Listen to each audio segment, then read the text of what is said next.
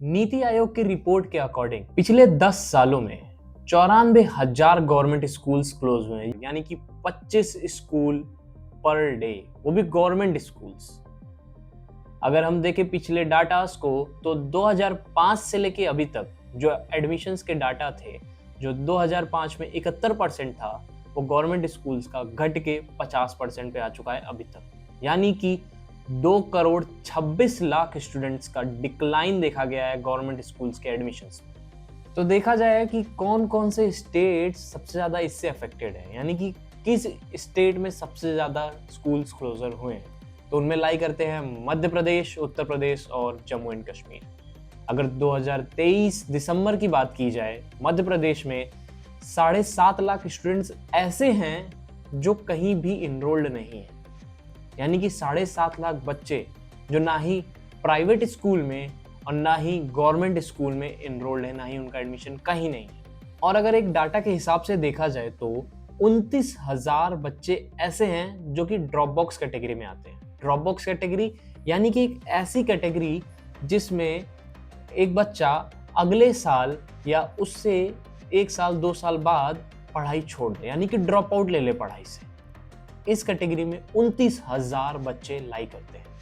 और 55 districts of Madhya Pradesh, जिसमें 3500 schools में ऐसा देखा गया है कि कोई नया एडमिशन एक एकेडमिक सेशन में मिला ही नहीं, यानी कि पूरे साल 3500 स्कूल्स में कोई एक भी बच्चा नया एडमिशन लिया है। और 6500 ऐसे स्कूल्स हैं जिसमें मुश्किल से 10 स्टूडेंट्स ने नया एडमिशन लिया होगा।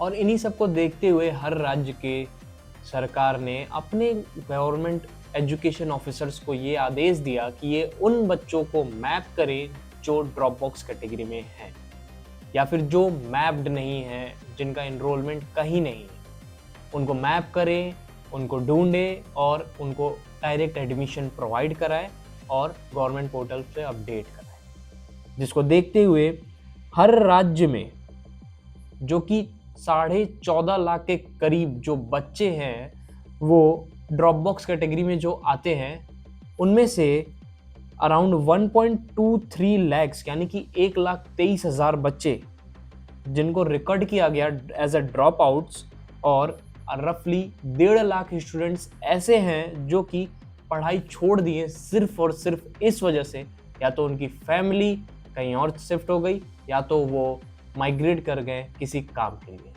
डिस्पाइट इसके बावजूद कि ऐसी स्कीमें चलाई गई हैं गवर्नमेंट के थ्रू, जस्ट लाइक स्कूल चले हम एंड होम कॉन्टैक्ट कैंपेन, जो कि स्पेशली इसी चीज़ के लिए बनी थी कि ये कैंपेन चलेगी और स्कूल्स में एडमिशन्स को प्रमोट किया जाएगा, गवर्नमेंट स्कूल्स को प्रमोट किया जाएगा। लेकिन एट द एंड रिजल्ट क्या निकलता है? A big zero. बच्चे स्कूल से ड्रॉप आउट कर रहे हैं, ड्रॉप बॉक्स कैटेगरी में आ रहे हैं। और देखा जाए तो स्टेट्स के खुद की ओन ऑडिट में ये पाया गया कि अराउंड रफली एक साल में करीब 10 लाख बच्चे ना ही इस प्रोग्राम का कोई फ़ायदा उठा पाए हैं, ना ही उसके अंडर आए हैं। यानी कि इस कैटेगरी में बच्चे आते ही जा रहे हैं। देखा जाए तो इन स्कीम्स का कोई मतलब नहीं निकला, सिर्फ और सिर्फ सरकार के पैसे ही वेस्ट हुए।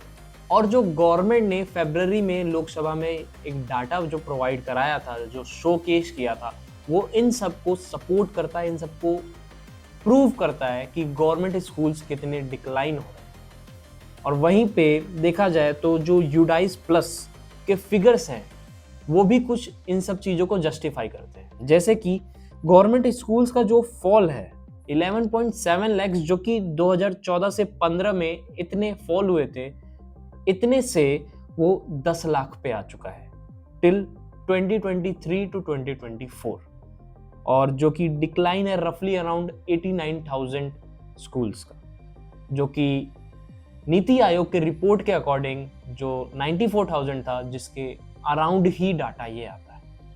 और वहीं पे जो प्राइवेट स्कूल्स हैं उनका डाटा, उनका नंबर ऑफ स्कूल्स एकदम ही उलट है।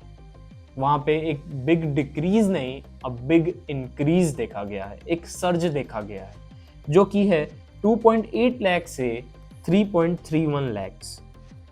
और वहीं मध्य प्रदेश के स्कूल्स में देखा जाए तो जो 2018 से 2020 में डिक्लाइन आया है वो 1.22 लाख स्कूल्स से 99,411 तक आ गया है, जो कि अराउंड 22,600 तक का गैप है एक साल में। और वहीं उत्तर प्रदेश में गवर्नमेंट स्कूल्स का जो डाटा है वो ड्रॉपिंग आउट का 1.63 लाख से 1.37 लाख है एक साल में, जो कि अराउंड रफ फिगर है 25,000। और देखा जाए JNK में तो रेशनलाइजेशन तो दूर की बात है, वहाँ के बच्चे 4-6 किलोमीटर दूर जाते हैं गवर्नमेंट स्कूल्स में पढ़ने, जो कि एक साफ वायलेशन है नेबरहुड स्कूल पॉलिसी का, यानी कि right to education in neighbourhood. ये कि मेरे घर के या गांव में स्कूल है, मैं उसमें जाके। और देखा जाए वही बात बिहार में तो 2300 ऐसे स्कूल्स हैं जो जिन्हें क्लोज कर दिया गया या तो मर्ज कर दिया गया। और यही चीज़ लोकसभा में यूडाइस प्लस के फिगर्स में शो की गई थी कि स्कूल्स की जो काउंटिंग है वो 23,167 से घट करके 18,285 आ चुकी है। और साथ ही में एक दूसरी रिपोर्ट में देखा जाए तो ये डाटा शोकेस होता है कि 13,000 गवर्नमेंट टीचर्स की वैकेंसीज खाली हैं इन गवर्नमेंट स्कूल्स। तो अब बात करते हैं गवर्नमेंट स्कूल्स जो शट डाउन हो रहे हैं उसका इम्पैक्ट क्या है इंडिया पर। गवर्नमेंट स्कूल्स हैं वो पब्लिक यूटिलिटी रही नहीं है, न्यूट्रल पब्लिक यूटिलिटी रही नहीं है। मतलब कि यहाँ पे जो बच्चे पढ़ते हैं वो SC ST OBCs माइनॉरिटीज़ इन्हीं के बच्चे। ये जो सेगमेंट है जो बिलो पॉवर्टी लाइन का है वो इंडिया में 60% पॉपुलेशन को कवर अप करता है। और एट द एंड ये है कि यही बच्चे गवर्नमेंट स्कूल्स के क्लासरूम्स को फिल करते हैं और इन्हीं की वजह से गवर्नमेंट स्कूल्स चलते भी हैं। एक 2019 के नेशनल सैंपल सर्वे के एनालिसिस के हिसाब से मुस्लिम्स, SCs ST इन्हीं के बच्चे यहाँ पे पढ़ते हैं और एट द एंड जब बंद हो जाता है स्कूल यहाँ से ड्रॉप आउट्स हो जाते हैं। और इन सब चीज़ों का सबसे ज़्यादा इम्पैक्ट गवर्नमेंट स्कूल्स का बंद होने का इम्पैक्ट गर्ल्स पे पड़ता है, गांव की गर्ल्स पे पड़ता है। यानी कि जो लड़कियां हैं वो इसी रीजंस की वजह से मेनली पढ़ नहीं पाती।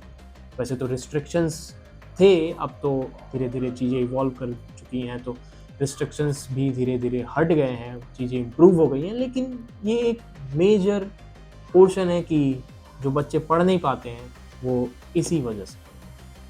और सिर्फ बच्चों पे ही इम्पैक्ट नहीं पड़ा है गवर्नमेंट स्कूल्स के बंद होने, टीचर्स पे भी पड़ा।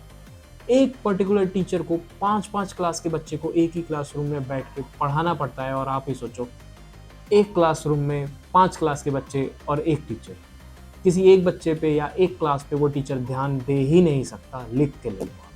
और ये चीज़ है कि राइट टू एजुकेशन का यहाँ पे उल्लंघन होता है कि मतलब एजुकेशन तो सबको मिलनी चाहिए, फ्री मिलनी चाहिए, वो ठीक है, लेकिन अच्छे से भी तो मिलनी चाहिए। तो अब अगर बात करें कि गवर्नमेंट स्कूल्स का शट डाउन होने का मेन रीज़न क्या है, तो यहाँ पे निकल के आता है अगेन रैशनलाइजेशन, यानी कि गवर्नमेंट स्कूल्स को बंद कर देना या मर्ज कर देना। और जो नेशनल एजुकेशन पॉलिसी है 2020 वो इस चीज़ को एडवोकेट तो करती है, मतलब समर्थन तो करती है, लेकिन इस चीज़ को भी कंपनसेट करती है साथ में वो कि वो कॉम्प्रोमाइज़ नहीं होने देती नेबरहुड स्कूल्स। साथ साथ में जो डेमोग्राफिक ड्रिफ्ट्स हैं, मतलब अगर देखा जाए कि अगर क्लासरूम्स खाली हैं आजकल, क्यों खाली हैं, मतलब लोग एक जगह से दूसरी जगह माइग्रेट कर जाते हैं, इन रीजंस की वजह से भी क्लासरूम्स खाली हैं। और इसी वजह से गवर्नमेंट को एक फ़ैसला लेना पड़ता है कि हाँ, इस स्कूल को बंद कर देना चाहिए। और गवर्नमेंट ये जो चीज़ें हैं, ये चीज़ें गवर्नमेंट की सोची समझी पूरी एक स्टेप है कि हाँ, अगर क्लासरूम्स खाली हैं स्कूल को बंद कर दो। लेकिन एट द एंड अफेक्शन पड़ता है, गांव के बच्चों पे अफेक्शन पड़ता है। तो अब बात करते हैं कि इस सब चीज़ों के पीछे जो गवर्नमेंट स्कूल्स बंद हो रहे हैं उनसे पीछे रिस्पॉन्सिबल कौन है। तो एक बार लोकसभा में एक मिनिस्टर ने एजुकेशन के ऊपर बोला था कि जो एजुकेशन है वो लाई करता है कॉन्करेंट लिस्ट में, यानी कि this is the responsibility of centre not the state. So centre को इंटरवीन करना पड़ेगा, सेंटर के ऑफिसर्स को इंटरवीन करना पड़ेगा और इसके पीछे पॉलिसीज़ बनानी पड़ेंगी, फंड्स एलोकेट्स करने पड़ेंगे, और जो एनईपी इम्प्लीमेंटेशन है वो इम्पोज करती है कि लैंग्वेज पॉलिसी को इम्प्लीमेंट करना चाहिए, बट उसकी भी एक लिमिट है। हालांकि सेंटर इस चीज़ को मानने से ही एक वक्त पे इनकार करता है। आरटीई एक्ट 2010 से जब से ये लागू हुआ है तब से, और देखा जाए तो ये गारंटी करता है आरटीई यानी कि राइट टू एजुकेशन की 6 से 14 साल के बीच के बच्चों को फ्री एजुकेशन मिलनी चाहिए। लेकिन 6 से 14 साल के बच्चा जब फ्री एजुकेशन लेने जाता है वहाँ पे आरटीई फिर ख़त्म हो जाता है। जब जैसे ही एजुकेशन लेने के लिए बच्चा क्लास में एंटर किया, उसके बाद से आरटीई ख़त्म।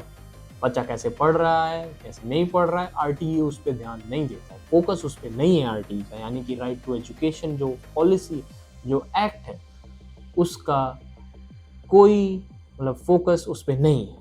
अगर देखा जाए तो इस पे पर्टिकुलरली जो पुअर्स हैं, रूरल पेरेंट्स हैं, वो यहाँ पे लैक करते हैं इस चीज़ को इन्फोर्स करने में कि उसको चैलेंज कर सकें, क्योंकि वो फाइनेंशियली इतने सस्टेनेबल नहीं है कि वो उसको हाई कोर्ट, सुप्रीम कोर्ट या किसी भी कोर्ट में वो चैलेंज कर सकें। एट द एंड ये कहना चाहूँगा मैं इस वीडियो में कि हम रैशनलाइजेशन के खिलाफ नहीं हैं, लेट मी बी क्लियर, हम रैशनलाइजेशन के खिलाफ नहीं है, लेकिन चीज़ें अगर सही तरीके से हो तो वो चीज़ें सही होती, और एक ही स्कूल में एक क्लास में 5-5 क्लास के बच्चों को पढ़ाया जाए, वो भी चीज़ें सही नहीं है। टीचर्स की संख्या बढ़ानी पड़ेगी गवर्नमेंट को, ये थ्रू गवर्नमेंट स्कूल्स में क्वालिटी बढ़ेगा, क्योंकि जब टीचर रहेंगे, पढ़ाएंगे, अच्छी सैलरी तो मिलती है उन्हें, पढ़ाएंगे तभी वो बच्चा कुछ कर पाएगा। अदरवाइज ऐसे बंद कर देना स्कूल कोई रेजोल्यूशन नहीं है। तो इस वीडियो में हमने जो ये पूरा